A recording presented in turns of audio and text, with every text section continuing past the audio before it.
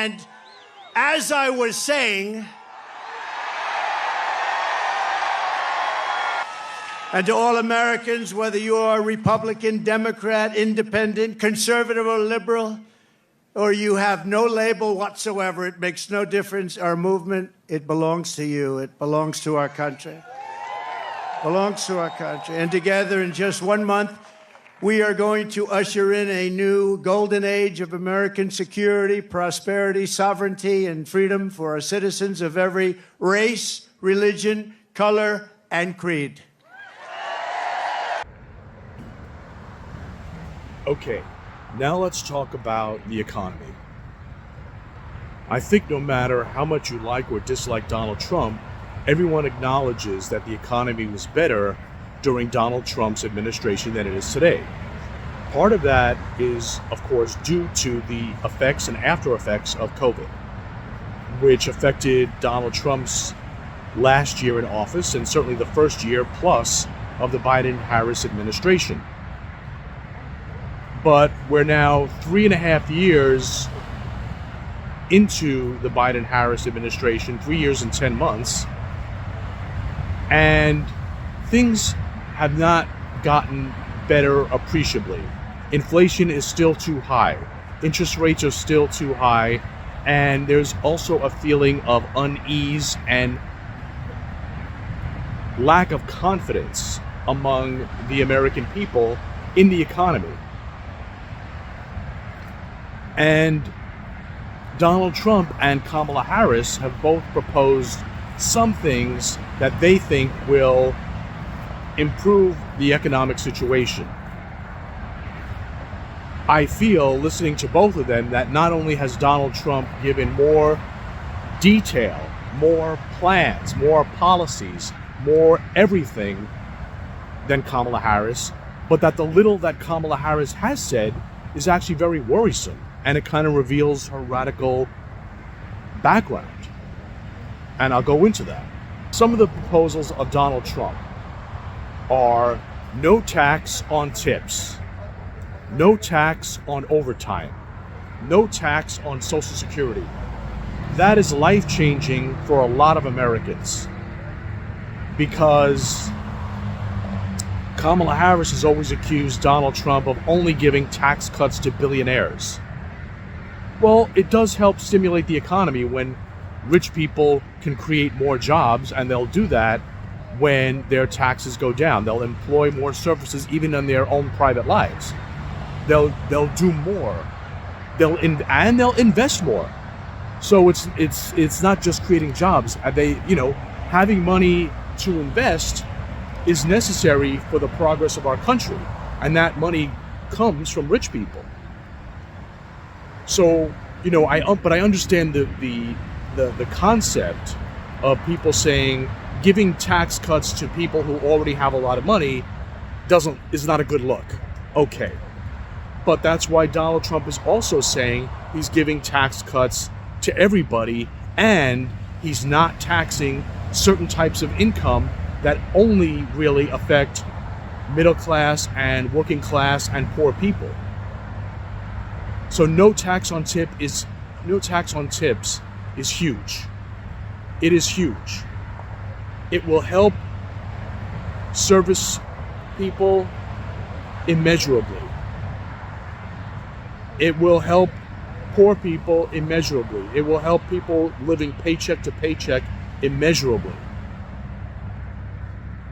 This is huge, that if you leave a $10 tip for your dinner, a family dinner, that the server gets to keep the entire $10. Maybe he or she has to share it with the busboy or something. But basically, in other words, the workers keep the entire $10. That is huge for them. And then no tax on overtime is even bigger, because you have a lot of people trying to make ends meet by working overtime. But then a third of that or more can go away to the government in terms of employment taxes, withholding. And so saying no tax on tips is great, but no tax on overtime, I think, is actually a better policy, and will have really dramatic effects on a lot of people. And I think certainly, that employees would be more willing to work overtime if they knew they could keep all the money. If they're making even $20 an hour, and they get overtime, and even if it's just the $20, that's a lot of money for a couple of hours of overtime. But if it's time and a half, as a lot of people get, then that's huge. You're getting $30 an hour, and you're keeping the entire $30 for yourself. That is huge. And I would assume that no tax on overtime also applies to the employer, him or herself. When an employee has withholding taxes taken out of his paycheck or her paycheck, the employer also has to pay tax, that their share of Social Security and other taxes for the based on that employee. So no tax on overtime would not just save money for the employee, but it would also save money for the employer. It's a tax break for the employer, which makes it more likely that an employer would grant the overtime, because then they're just paying the salary, the extra money on salary, but they're not also paying additional payroll taxes for that employee. That is definitely an incentive to grant more overtime. In contrast, Kamala's policies to improve the economy and to improve the lives of Americans does not make sense, and they're not workable. For example, Kamala Harris says she wants to give basically free stuff to people. Well, free stuff, the government pushing more money into the economy in the form of freebies, goodies, presents, all that stuff, is inflationary. And that's why inflation has remained stubbornly high, even though we've gotten COVID under control. And so Kamala's proposals are pumping even more money into the economy without a substantial benefit to offset that. So, for example, Kamala Harris wants to give $20,000 to small business owners to start a business in a forgivable loan.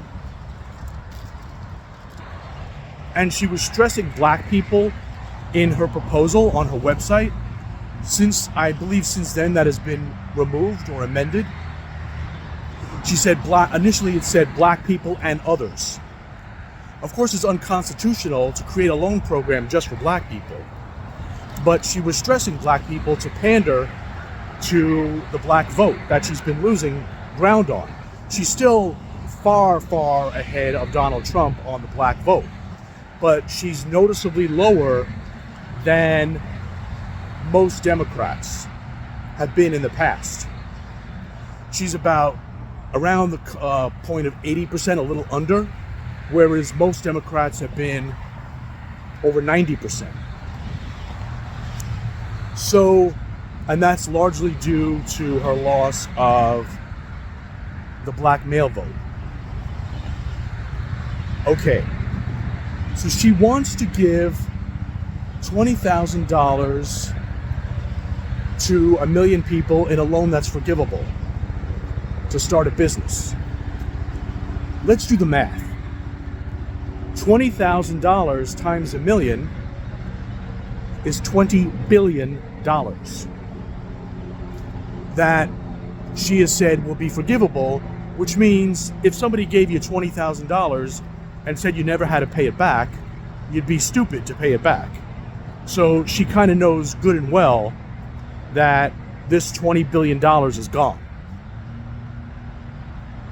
And that's crazy.